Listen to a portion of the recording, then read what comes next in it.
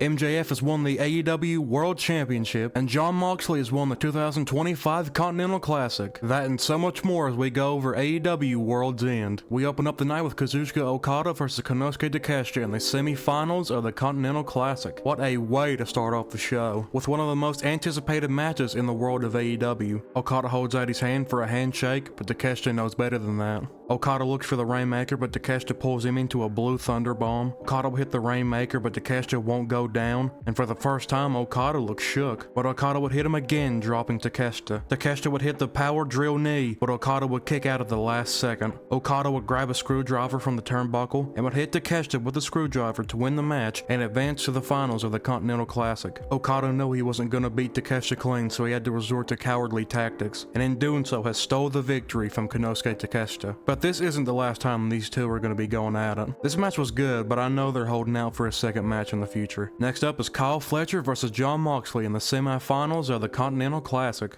Fletcher would trap the injured leg of Moxley in the steel steps and would drop kick his sandwich leg. But even with one leg, Moxley won't stop fighting, and the crowd is getting behind him. Moxley would look for a stomp on the apron, but Fletcher would move, hurting his leg in the process. But it does get worse. Fletcher would hit Moxley with a brain buster on the apron, and Moxley's knocked the fuck out. Fletcher sits in the ring, willing to take the count-out victory, but the heart of Moxley won't let him die, and Moxley beats the count at the last possible second. Fletcher would put Moxley into the ankle lock. Now, if this was October or November in Moxley, this would be over, but Moxley has slowly found his confidence back through this tournament, and is able to fight back and get to the ropes. Moxley would hit Fletcher with a sleeper suplex off the top rope, and oh my god, the landing was absolutely nasty. I'm surprised Fletcher's even able to move at all. Kyle would look for the screwdriver he planted, but Okada used it in the last match, and now Fletcher's freaking out. He needs that screwdriver. Moxley locks in the Bulldog choke. Fletcher fights with all his might, but it's too much and he passes out. And Moxley's won, and he will advance to the finals of the Continental Classic. But Fletcher did not like that, and he attacks the leg of Moxley, being a sore loser. What a fucking match. Moxley with a gutsy ass performance, and Fletcher being one of the very best in AEW. Next up is FTR versus the Bang Bang Gang in a Chicago street fight for the AEW World Tag Team Championships. Cash would nearly fly into the crowd doing a suicide dive through a table on Colton. Dax would have Juice in reverse figure 4, and it looks like it's all but over. But Juice would use a fire extinguisher to break it up. But in the end, FTR hit 2 stuffed pile drivers to win the match and retain their World Tag Team Championships. And this match was okay. Wasn't anything too special in terms of street fights, and it went a little too long. Next up is the Babes of Wrath versus Mercedes Moné and Athena for the AEW Women's World Tag Team Championships. Mercedes would have the statement maker locked in on Willow, but Willow would be able to roll out of it and lift up Mercedes for a Death Valley driver. Mercedes looks to hit Willow, but she moves, causing her to hit Athena. Mercedes would look to hit the Moneymaker, but Willow will be able to roll her up to win the match and retain the Women's World Tag Team Championships. And Athena is pissed at Mercedes, and Mercedes is on the verge of freaking out. This was the Babes of Wrath's first title defense, so they wasn't losing this. Next up is Gabe Kidd versus Darby Allin. The match starts and these two are just slapping the absolute shit out of each other. Kidd launches himself and Darby into the timekeeper's area. Kidd catapults Darby under the steel steps. Kidd throws Darby into the ring post and he flies into the cameraman. Darby would hit an avalanche code red on Kidd.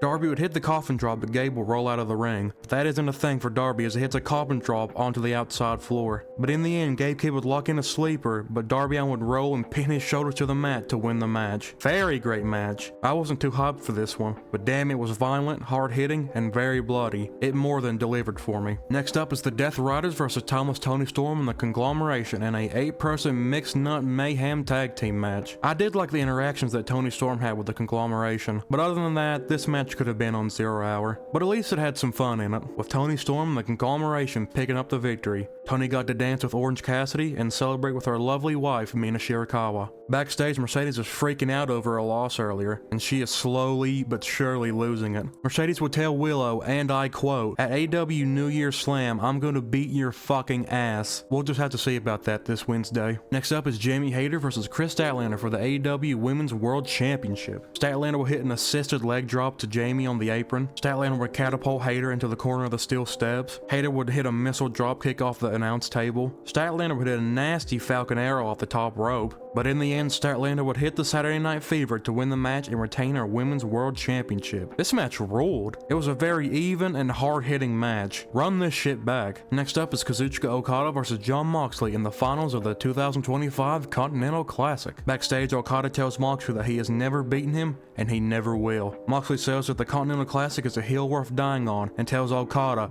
"You're gonna have to kill me." And I'm hyped as fuck. Come on, Moxley. Okada would dropkick Moxley off the top rope and Moxley's leg would be hung up in the ropes. Okada would hit 2 dragon screws and lock Moxley into the Texas Cloverleaf. But Moxley's able to make it to the ropes, but how long does Moxley have left? The damage done to Moxley's leg is too much. While the ref's back is turned, Okada low blows Moxley and hits the Rainmaker. But Moxley won't give up and he kicks out. Okada would grab the Continental Championship, but the ref catches him and he takes it from him. And while he does, Moxley gets his revenge and low blows Okada back. Okada looks for the Rainmaker, but Moxley hits him with a Rainmaker of his own and hits the Paradigm Shift, but Okada kicks out at 1. But Moxley will be able to hit the Death Rider to win the match and win the Continental Classic and the Continental Championship. What a surprise. I thought that Okada was going to go back to back, but Moxley was able to do what he couldn't do 2 years ago, and that's win the Continental Classic and win the Continental Championship. The story of Jon Moxley getting his confidence back and slowly falling back in love with AEW has been one of, if not the best stories of the Continental Classic. Moxley would give a fantastic promo, giving his flowers to the rest of the participants in the Continental Classic who went out each and every week and gave it their all. Babyface Moxley is here. And we move on to the main event, MJF versus Swerve Strickland versus Hangman Adam Page versus Samoa Joe for the AEW World Championship. Hangman would hit a buckshot off of Swerve's back onto Samoa Joe. Towards the end, Hangman would hit Samoa Joe with 2 buckshot lariats, but on the third, MJF moves Joe out of the way and low blows Hangman, allowing MJF to hit the Heat Seeker to win the match and win the AEW World Championship for a second time.